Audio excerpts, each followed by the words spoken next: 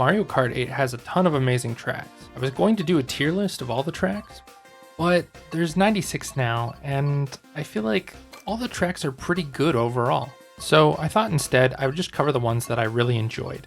Do you think you can guess my favorite? Stay tuned to find out.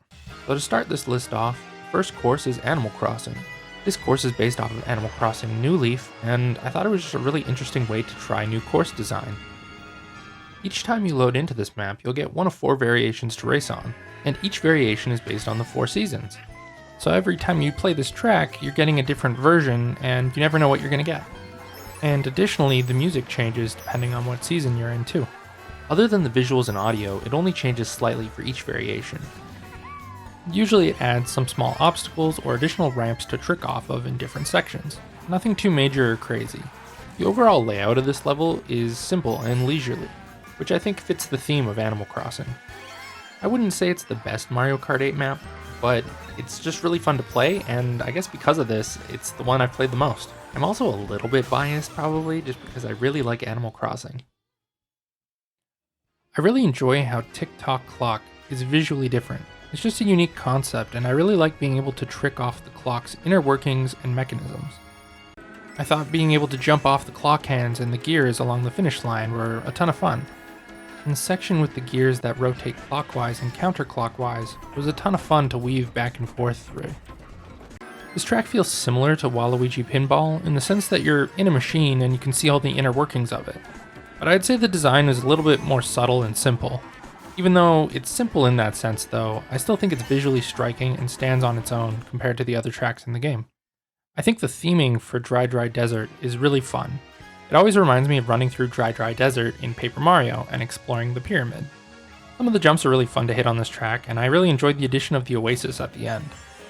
Having the various pops of greenery throughout this map really kept it from being too one-note. But I think they could have even possibly gone and done a little bit more in that regard. Probably not going to be everybody's favorite level to play, but I think it was overall a pretty solid addition to the game's roster.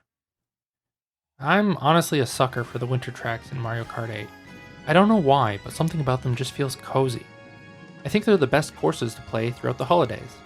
I really like how Sherbet Land has the underwater sections and has some fun twisty turns and obstacles to avoid. The fireworks, lights, and falling snow really make this course feel unique. The snaking section at the midway part of the track is really fun to drift through, but I somehow always manage to hit the ice pillar in the caves. Being able to enter those caves by going through the underwater section is really cool too. It's fun to go through that section when you're further back in the race, as you get to either pop out on top of other people, or you see people fly out from overhead. Similar to Sherbet Land, Rosalina's Ice World features a snowy theme. So for this one of my highlights is the big gap you have to avoid in the beginning, and then all the little details like the little houses along the track as well. They did a good job of making this track feel like its own little world. Seeing the houses throughout, and then looking up and seeing the planet floating in the sky really gives me huge nostalgia for Super Mario Galaxy. Another thing I really liked about this course was the pitfalls.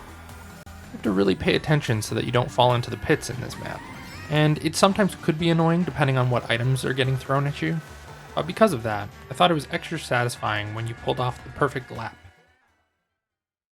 Waluigi Pinball is just a super cool addition to this game. If I had to actually pick between it or Tick-Tock Clock, I would have to go with Waluigi's Pinball. The journey from the top of the machine to the bottom is just a ton of fun, and I liked having to dodge the pinballs as you made your way down. Turns on that section are really great for drifting. And when you're at the bottom and you get launched back up to the top, the sound effect that plays is really cute.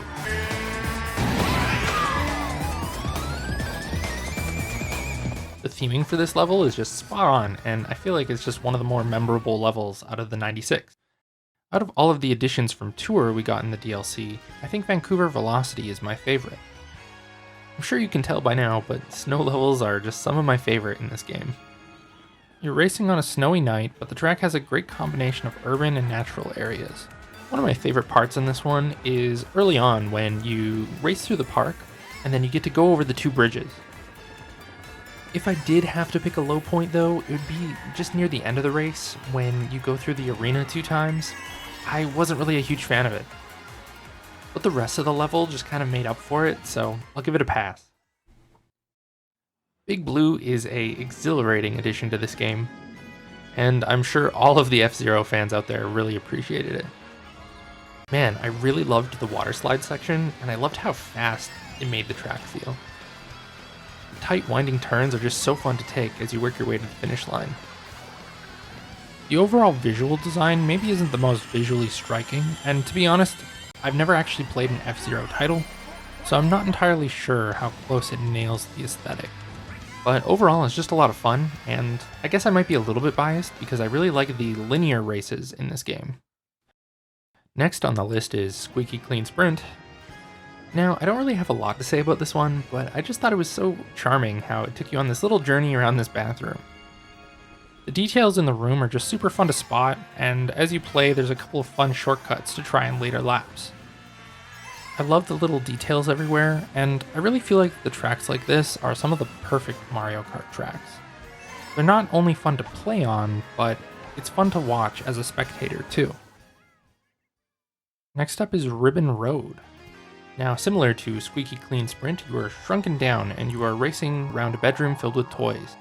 This level feels like it inspired Mario Kart Live Home Circuit. And if you've played the Game Boy Advance game, you know how flat all those levels were. So it's really interesting to see how they could spruce it up and add more verticality to this course. I love the creativity, and I hope more Mario Kart tracks take inspiration from this in the future. So Mount Wario is my absolute favorite track in this game. I feel like it's a fairly obvious choice to pick, and I think most people would probably agree that this is also their favorite map, but it was just done so well. I thought the idea of adding linear tracks to the game was just a really cool way to mix up the Mario Kart format, and I really hope they explore it more in the future. I just loved how this level starts you jumping out of a giant cargo plane helicopter thing, similar to ski jumping, and then immediately throws you into this twisting mountain with all these ice trails. And then as you work your way through the mountain, you end up going into a cave with a flowing river, proceeding to a dam that you get to wall ride, and then you get to race through a forest that spits you out from the backcountry into a more structured flow for the end of the race. It's this changing dynamic that makes this race shine. Moving on, we have Yoshi's Island. This one is just so much fun. It oozes personality, and I just love how detailed everything is. I almost like watching people race on this track more than I actually enjoy playing it, purely just because there's just so much to look at in the background. The ending little shortcut that you can trigger by hitting the little question cloud is so cool. You can just tell they just put so much love and care into this one. Ice Ice Outpost. I know some people really aren't a fan of this one, but I just think it's a really unique concept. It just feels extremely visually unique compared to the other maps on offer in the game. And I thought the addition of the dueling pathways that you can take was really cool.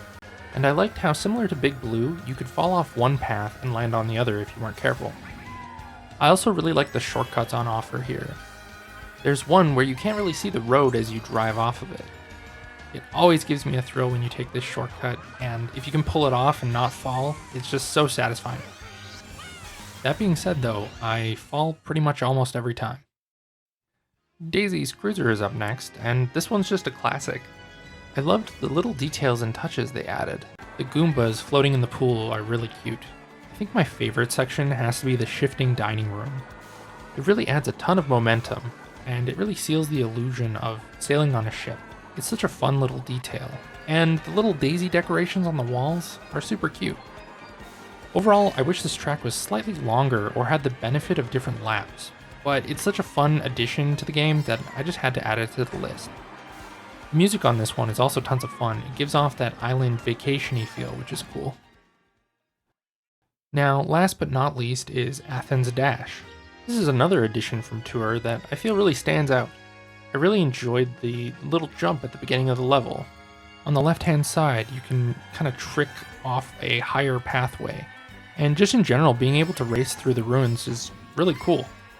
Unlike all of the other Tour maps, I really liked the addition of the unique laps. It kept everything fresh and interesting. And you've probably noticed throughout this video, I really appreciated all the maps that mixed up the Mario Kart formula. I feel like it made these courses really memorable. That being said, I did find some of the Tour levels to be a little bit one note, but it really makes me excited to see what they might try in the future. The tracks that took advantage of mixing up the scenery were just a ton of fun to play on, and I loved always feeling like I'm seeing something new and exciting around every turn. So these were some of the Mario Kart courses that I enjoyed the most.